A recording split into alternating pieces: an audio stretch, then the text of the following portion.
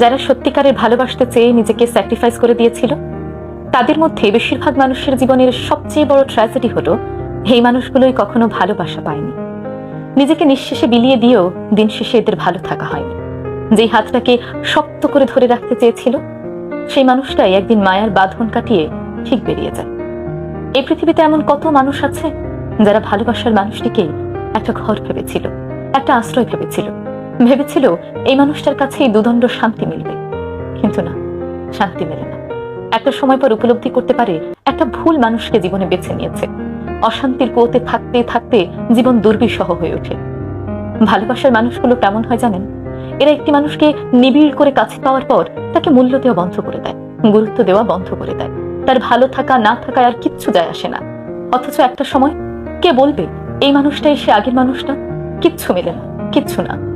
হঠাৎ একদিন বুঝতে পারে জীবনে অনেক কিছু পাল্টে গেছে।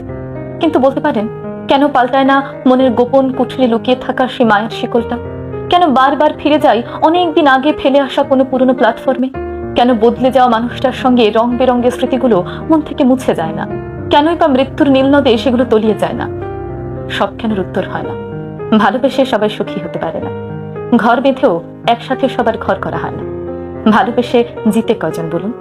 ভালোবেসে কেউ হারায়, কেউ আবার হারিয়ে যায়। কেউ বা ফেলে আসা বিকেলে ছাদের কোণে দাঁড়িয়ে ঠুকরে ঠুকরে কাঁদে। কেউ হয়তো ওই মৃত নগরে আবারও ভুলে জড়াবে ভালোবাসার ফাঁদে। ভালোবেসে তো সবাই মরেছে, ভালোবেসে বেঁচেছে কয়জন বলুন তো? ভালোবেসে কত না হওয়া ঘর কত জায়গায় পড়ে আছে, তার হিসাব কজন রাখে?